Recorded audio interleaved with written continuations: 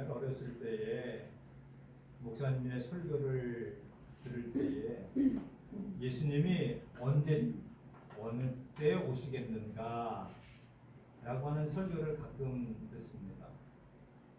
그럼 예수님이 언제 오시느냐 라고 할 때에 그 목사님 생각은 그렇대요. 눈비가 많이 오고 태풍이 불고 그 다음에 날씨가 아주 고약한 수요일 저녁 예배 시간에 아마 오실 거 아니겠습니까? 여러분들 그런 설교 많이 들으셨죠? 왜냐하면 예배에 참석할 때에 예배 참석하기가 가장 신앙인의 기본이면서도 소홀히 할 때가 많습니다. 주일날은 아니 뭐 그냥 당연히 교회 나가는 거라고 생각되지만 수요일날 특별히 바람이 불고 비가 오고 또 어떤 데는 눈이 많이 오는데 불편한 때에 교회에 나가기가 쉽지 않다. 아마 그때 예수님께서 오실지도 모른다. 그러니까 예배의 중요성, 어떠한 때든 간에 예배는 참 중요하다라고 하는 것을 강조할 때에 그런 말씀을 하시는 걸로 제가 받아들였습니다. 오늘같이 비가 오고 날이 궂은 날 집에서 나서기가 쉽지 않습니다. 그럼에도 불구하고 신앙인의 가장 기본적인 것이 하나님 앞에 예배드리는 것이기에 하나님 앞에 예를 갖추고 인사드리러 오는 그리고 하나님을 찬양하러 오는 하나님 앞에 기도하러 오는 또한 더 중요한 것은 하나님의 말씀을 사모해서 하나님의 말씀을 듣기 위해서 준비하고 교회에 나오는 것은 하나님 앞에 예배드리는 것 그것은 얼마나 우리에게 있어서 소중한 일인지 알 수가 없습니다. 그래서 사랑하는 이곳에 모인 우리 용영교회 성도들은 오늘 하나님 앞에 비 오고 장마철에 나왔다라고 하는 것 자체 하나만 가지고도 하나님께서 기뻐하시고 하나님께서 사랑스러워 하시며 하나님께서 많은 은혜와 복을 이 시간 내려주실 줄로 믿습니다. 우리가 하나님 앞에 나올 때는 기쁨과 즐거운 마음으로 자원하는 마음으로 소원하는 마음으로 자유한 마음으로 하나님 앞에 나와서 하나님과 하나님의 그 모양과 형상을 늘 닮아 나가고 하나님의 말씀을 사모하는 마음을 가져야 합니다. 오늘 본문의 말씀은 1장부터 11장까지는 바울 사도가 로마 교회에 보내는 교리적인 것, 교의적인 것, 신학적인 것들을 말씀하고 있었다라고 하면은 12장부터 16장까지는 성도들이 신학에 기초를 해서 우리의 신앙을 어떻게 우리 삶 속에서 일구어 나가고 성장해 나가고 성숙해 나가고 그리고 그리스도의 장성한 분량까지 자라도록 훈계와 교훈을 하는 것입니다. 사도 바울은 간절한 마음으로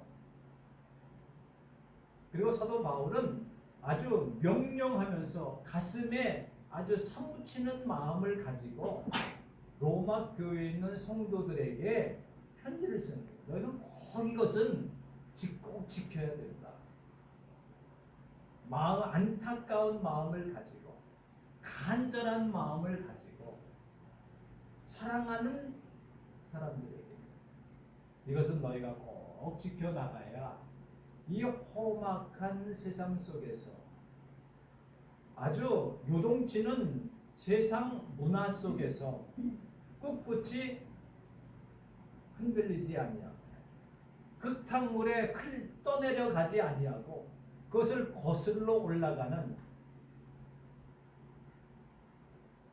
이 시대의 문화와 풍습과 시대 사조에 떠내려가지 아니하고 굳건히 서서 그것을 지켜 올라가는 그러한 신앙을 가지게 하기 위해서 말세에 많은 잘못된 문화와 잘못된 문명과 잘못된 습관과 잘못된 풍조와 잘못된 정신과 그리고 우리를 신앙을 나태하게 만들고 신앙을 흔들게 만들고 신앙의 중심을 잡지 못하게 만드는 우리를 요동치게 만드는 우리의 마음을 흔들고 있는 그러한 세상의 풍조를 어떻게 이겨나갈 것인가 하는 것을 간절한 마음으로 아주 마음에 애타는 마음으로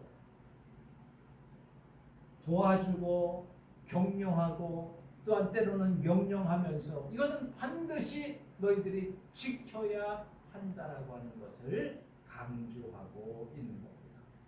그래서 12장 오늘은 1절, 2절을 통하여서 바울의 권고, 바울이 어떤 것을 우리에게 간절히 원하고 있는가. 부모가 자녀에게 하는 것처럼, 선생님이 학생들이 하는 것처럼 하나님께서 사랑하는 우리들에게만 특별히 베풀어 주시는 하나님의 은혜와 하나님의 사랑이 있습니다. 이것은 바울이 말하고 있는 것이지만 하나님께서 나에게 주시는 말씀으로 자체적 계시성으로 받아들일 때에 큰 은혜가 되어집니다. 한번 생각해 보세요.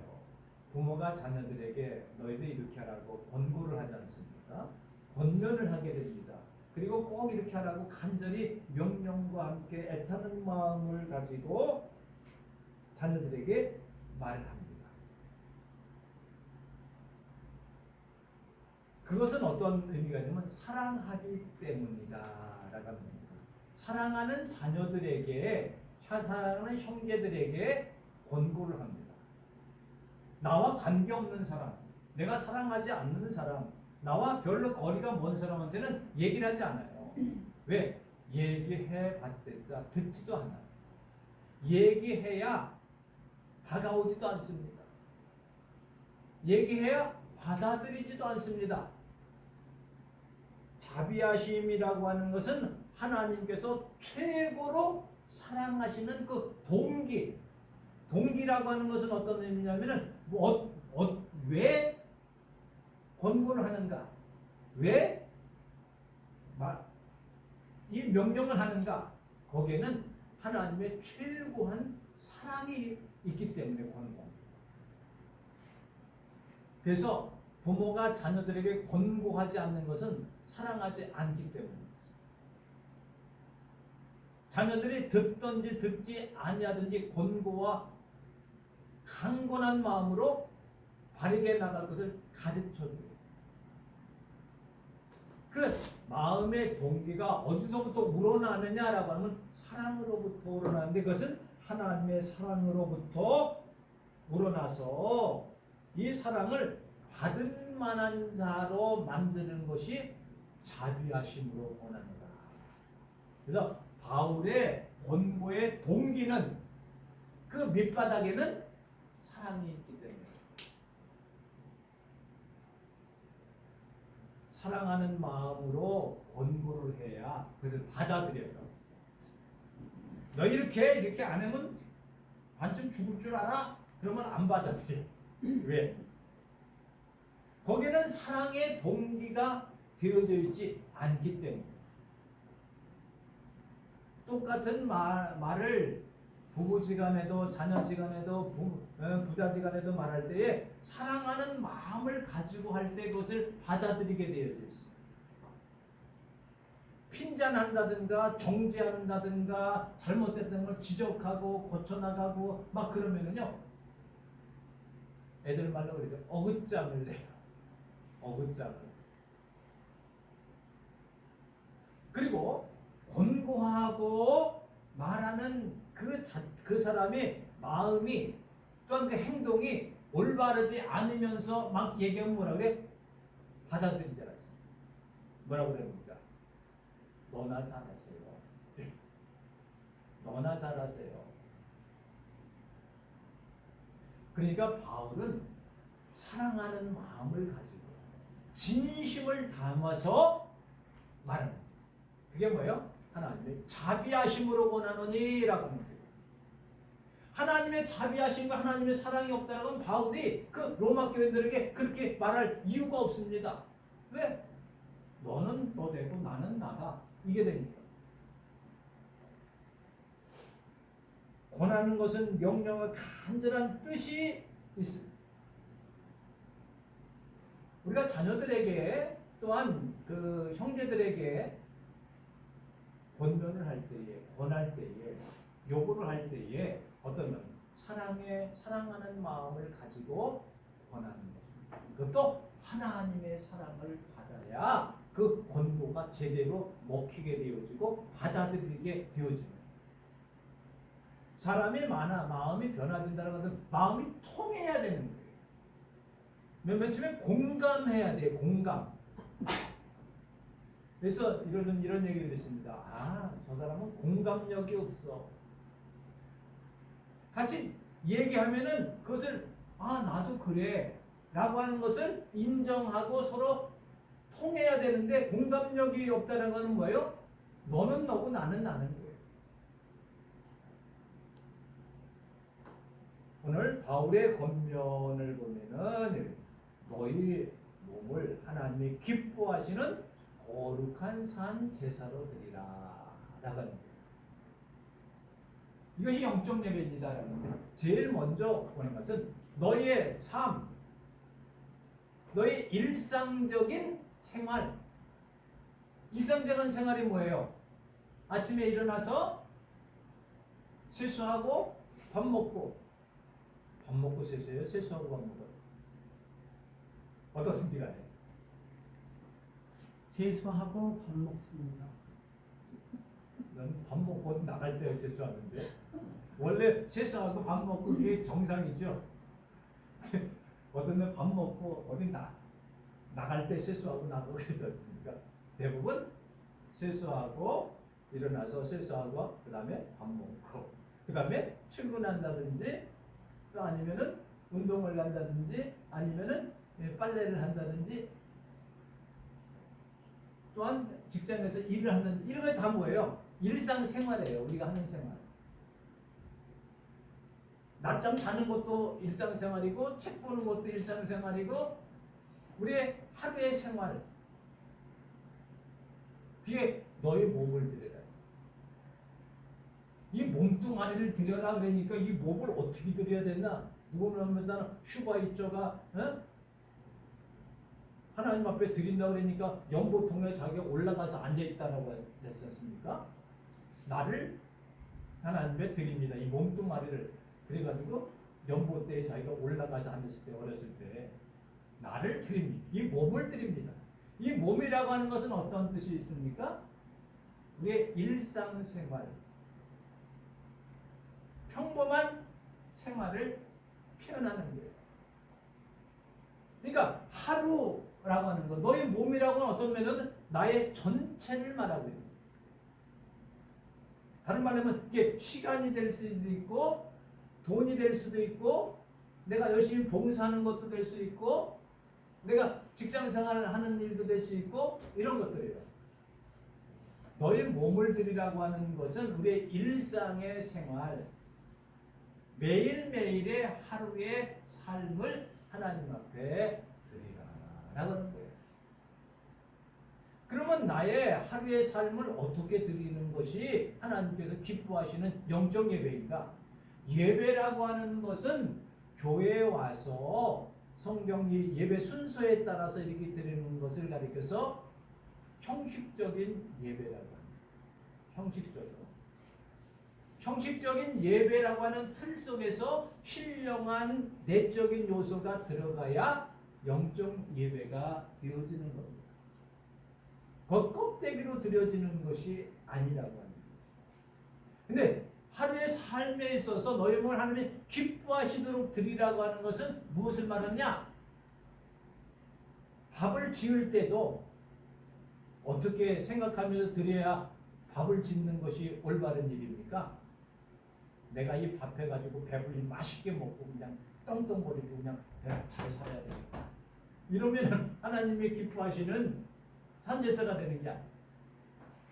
내가 밥을 짓는 것도 나의 가족을 위해서, 나의 자녀들을 위해서 밥을 잘 지어서 정성껏 지어서 이것을 자녀들에게 먹이 모듬해서 이들이 잘 자라서 하나님 잘 믿고 성장해 나갈 수 있도록 그런 기도하는 마음을 가지고 뭐요?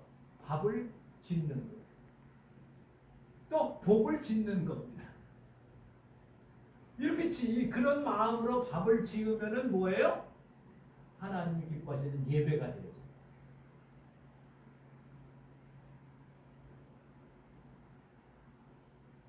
내가 책을 볼 때도 내가 이 책 잘 봐가지고 시험 공부 잘해가지고 내가 훌륭한 사람 되겠다 이런 게 아니야. 내가 공부하면서 이거 공부를 잘함으로써 이것을 잘 공부를 열심히 해서 하나님께서 원하시는 일들을 이루어 나가기 위해서 내가 열심히 공부한다. 이게 뭐예요? 하루의 삶을 하나님 기뻐하시는 예배로 드립니다. 우리가 예배라고 하는 것은 외적인 예배, 정해진 예배만 예배라고 생각하기 때문에 나머지 생활은 엉망진창입니다.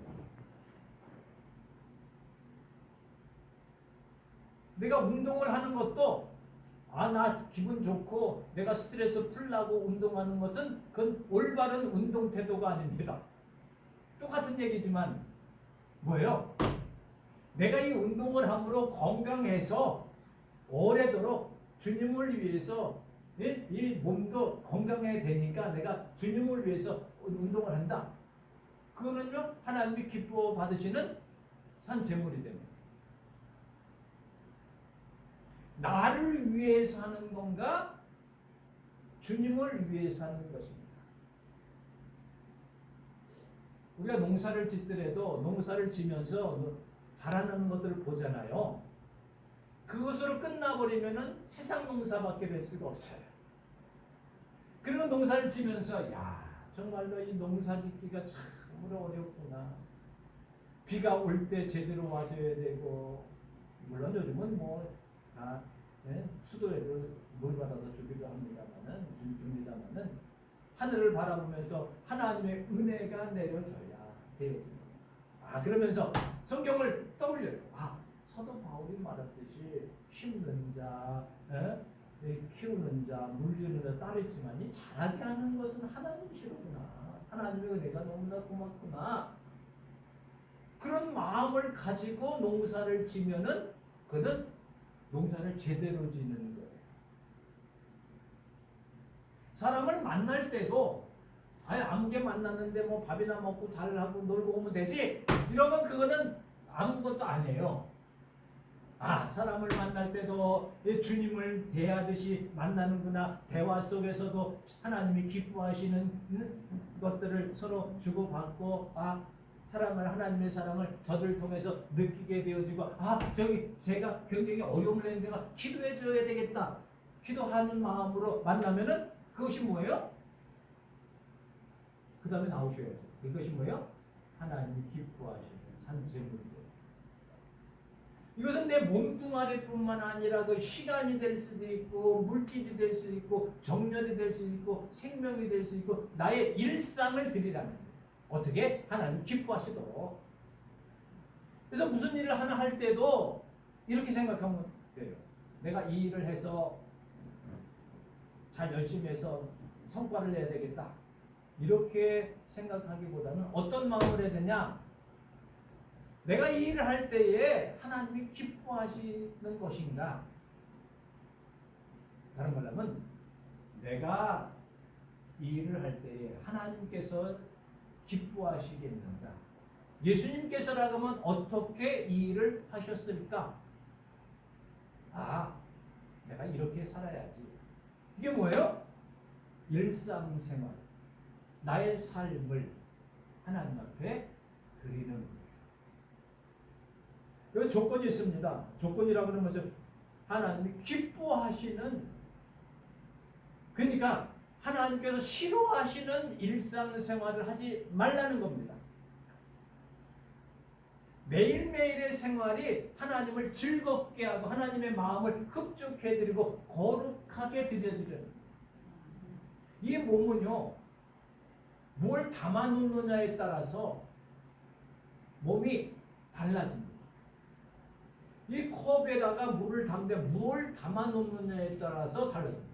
이 병에 물을 담아놓는 데서 걷다가 술을 담아놓으면 술병이 됩니다. 약을 담아놓으면 약병이 됩니다. 또 뭐 담아놓을까요?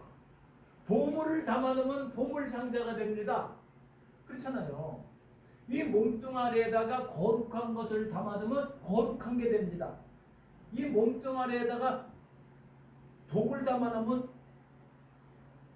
뭐라 그래요? 표현할까요? 아주 추한 게 되어집니다. 예배라고 하는 것은요, 여기 보여지는 예배가 있지만 신령과 진정으로 드리라고 하는 것이 그런 말이에요. 예배를. 그래서 예배 드리는 것을 보면은 그 사람의 인격과 신앙을 알 수가 있습니다.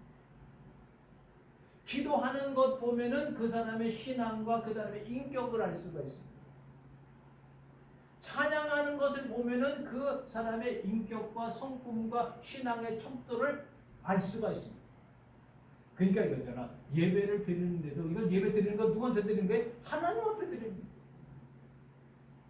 교회 나오는 건 누구한테 예배를 드리려고 나오는 거? 하나님 앞에 예배를 드리고 뭐하러 나와요? 하나님 말씀을 들으려고 나옵니다. 이 말씀을 대로 살아나가면 능력이 나타나게 되어지는 거예요. 그게 뭐예요? 너희가 드릴 영적 예배입니다. 이건 뭐예요? 너희가 꼭 이렇게 일상생활을 드릴 때에 하나님께서 기뻐하신다. 이 영적 예배라고 하는 것 중에서는 산제물이라고 하는 말 속에 보면 누가 번쩍 떠오릅니까? 아브라함이 이삭을 산제물로 드리게 됩니다. 어떻게 산제물로 드리게 됩니까? 뭐요? 믿음으로. 자식을 막 묶어서 칼로 찌르려고 해요. 잡아주면 번제라고 하는 것은 각을 내고 잘라서 다 벌려놓고 하늘에 불을 질러가지고 하나님 앞에 태워드리는 게 번제예요. 근데 아브라함은 그 아들 이삭을 몇 살에 낳았어요? 100살에 낳았어요. 귀해야 안 귀해요? 아주 엄청나죠. 여러분 손주들 볼 때 너무나 이쁘지 않습니까? 어떤 시간에 산 제물로 드린 아브라함이 딱 떠오르지 않습니까? 이삭. 난 또 아브라함보다 이삭이 더 신앙이 위대한 것 같아요. 자기 아버지가 자기를 묻고 그런데 그냥 가만히 있을 아들인가요? 그 나이가 한 열 몇 살 됐을 텐데 근데도 순종한 거 보면요 엄청난 신앙을 가지고 있는 거죠. 가인과 아벨의 제사도 마찬가지죠. 아무 조건 없이 하나님께 드려집니다. 아벨의 제사.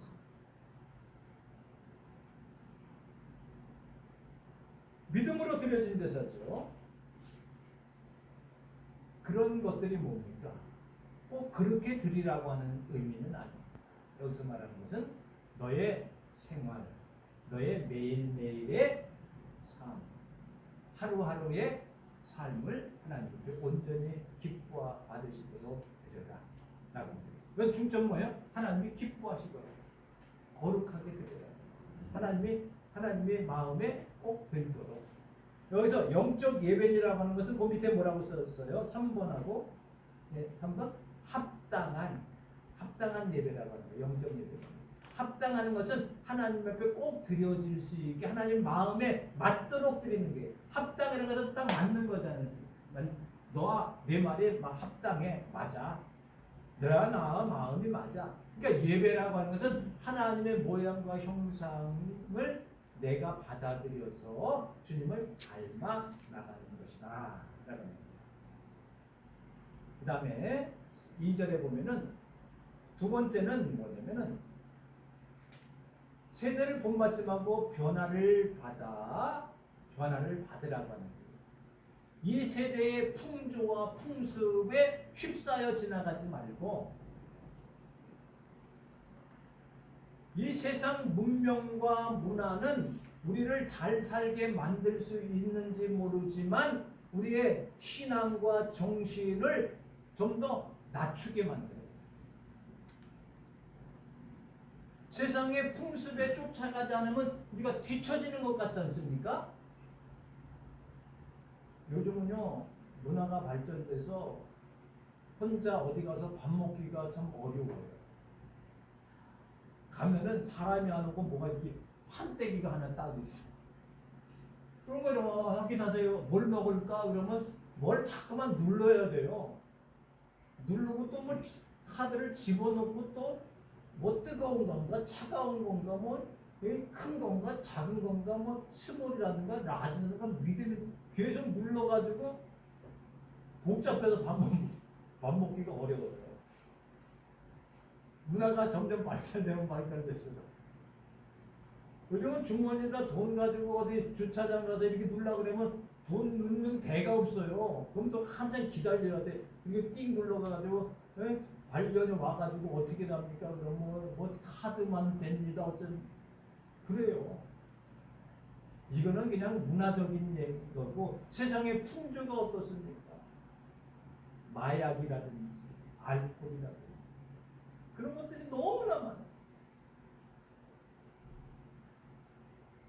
그리고 사람들을 괜히 현혹하는 것들이 너무나 많아요. 이 세상의 풍조를 쫓아나가게 되어지면요 우리의 신앙이 잘 될 것 같지만 점점 낮춰져요. 수준이 낮아져요. 그럴 때 어떻게 했냐? 우리는 이 세대를 본받지 말아요. 이 세상이라고 하는 세상이 아니라 어떤 세상이냐면은 아주 악한 잘못된 세속적인 것에 빠지지 말라라고 합니다.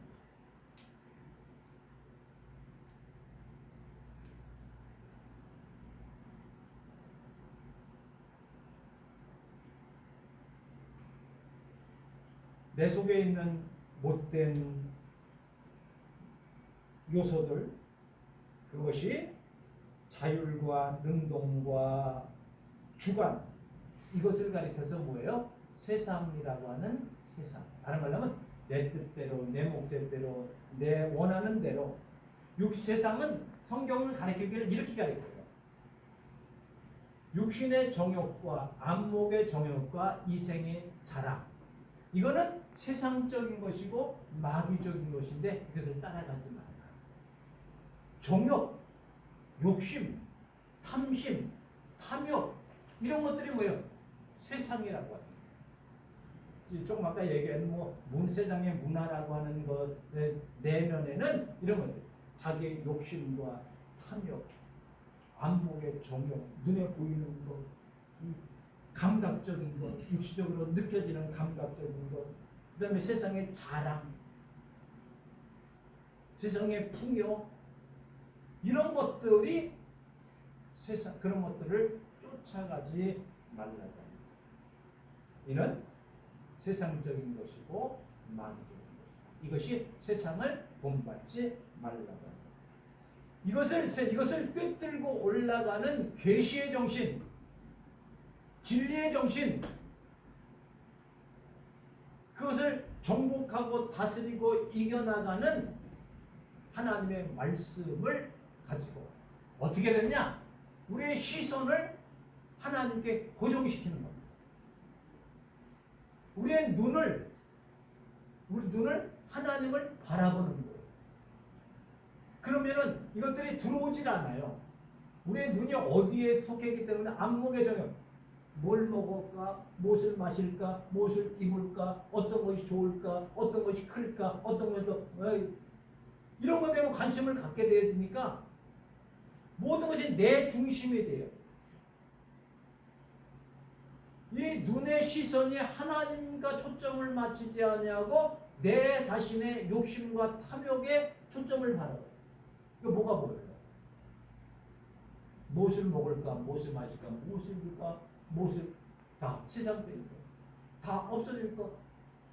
우리의 눈을 하나님께 고정시키면 하나님이 기뻐하시는 건 무엇일까? 하나님이 거룩하시는 건 무엇일까? 내가 어떤 내 마음에 진정으로 영적으로 행복함을 느낄까? 내가 어떻게 해야 하나님을 기쁘시게 될까? 오늘 내가 무엇을 하나님을 대접해 드릴까? 내가 무슨 기쁜 마음으로 형제들에게 친구들에게 좋은 말, 아름다운 말, 이쁜 말을 할까? 이런 것들만 잠깐 생각나잖아요.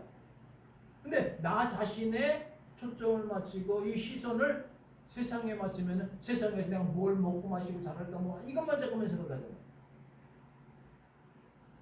우리의 관심이 세상에 꽂히면은요 다른 건 아무것도 안 보여요. 세상에만 보여요.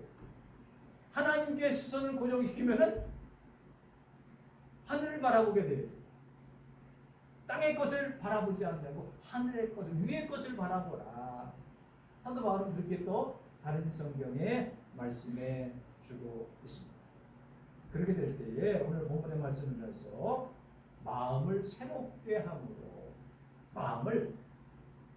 이 마음을 한번 잘 다스려 보라는 거예요. 마음을 새롭게 먹으라는 거예요. 변화를 받아 하나님의 선하시고 기뻐하시고 온전한 뜻이 무엇인지 분별하도록 하라. 하나님의 뜻이 무엇입니까? 하나님의 소원과 목적과 하나님을 닮아 나가는 것 하나님의 뜻이에요. 하나님의 예정과 섭리와 계획과 모든 것들이 구원과 관계 있는 것들이 하나님의 뜻이에요. 나를 기본 구원을 베풀어 주신 하나님께서 우리의 상급 구원을 이루어 나가기 위해서 우리에게 상 주시기 위해서 끝까지 모든 하나님의 계획하시고 섭리하시고 우리를 이끌어내시고 우리를 결국 부욕하게 만들어 주신 것이 하나님의 뜻입니다. 그러기 위해서는 뭐예요? 나를 포기하고 나를 죽이고 나를 부인해야지 되지 않습니까? 내가 원하는 것을 그것만 쫓아나가면 하나님의 뜻이 될 수 있겠어요? 내 소원만 자꾸만 이루어 나가려고 애를 쓰고 내가 추구하는 것만 따라 나가면 그것이 하나님의 뜻이라고 할 수 있겠어요? 아니에요. 여기서는 예수님이 겟세마네 기도를 통해서 딱 나타납니다. 십자가를 앞에 두고 예수님께서 기도하시지요. 아버지요, 나의 하나님, 내가 이 잔을 내게서 멀리 옮겨주시고 갑니다. 그건 뭐예요? 예수님의 뜻이에요. 그러나 내 원대로 마옵시고 아버지의 뜻대로 아버지의 원대로 되어주랍니다라고 하는 것은 하나님의 기뻐하시는 뜻이 거기 있기 때문에 나 하나 사정하는 게 아니라 모든 인류를 구원하시는 하나님의 뜻에 순복하는 거예요. 그게 선한 거예요. 이게 온전한 것이에요. 선하고 기뻐하시고 온전한 뜻이 무엇인지 분별하고 그럴 때에 우리의 신앙을 성숙이 돼요. 신앙이 자라나고 그리고 우리를 만족하게 되고 기쁨과 즐거움으로 살 수 있게 되어집니다. 바울의 간절한 권고입니다. 오늘 본문에 나온 말씀처럼 너의 일상생활을 하나님이 기뻐하시도록 그 다음에 이 세대의 풍조에 따라가지 말아라. 이 세대는 뭐라고 그랬어요? 육신의 정욕, 안목욕, 이생에 대한 주관과 자율과 능동 이런 것들을 다 버리라. 욕심 버려라. 그리고 변화를 받아 하나님의 뜻을 따라 살아나가라. 하나님의 뜻은 하나님을 닮아 나가는 것이 하나님의 거룩한 뜻, 온전한 뜻 닮아 나가는 귀한 삶이 될 때 우리의 신앙이 성숙되어지고 자라나게 되어지고 하나님이 기뻐하시는 줄로 믿습니다. 기도하시겠습니다. 하나님 아버지 은혜를 감사합니다. 우리가 늘 매일매일의 삶이 바쁘고 나 자신을 위해서만 살기를 급급했습니다. 오늘 말씀을 듣다 보니 하나님의 뜻을 잘 분별하는 새로운 삶을 살기를 원합니다. 세상의 욕심과 탐심과 안목의 정욕과 이생의 자랑 다 버리고 하나님이 기뻐하시는 하나님의 뜻을 따라 살아나갈 수 있도록 허락하여 주시고 우리에게 잘 선택할 수 있는 선택의 영감을 주시고 잘 판단할 수 있는 결단의 영감을 허락하여 주시고 잘 실행할 수 있는 우리의 삶의 실천의 삶을 온전히 살아나가게 하나님께 나와 예배하며 오늘 들은 말씀이 한 주간을 살 동안 하나님이 기뻐하시도록 사는 삶이 되게 하시옵소서. 바울의 권고를 우리가 잘 받아들여서 우리의 신앙이 더욱더 성숙하고 더욱더 성장하고 더욱더 하나님을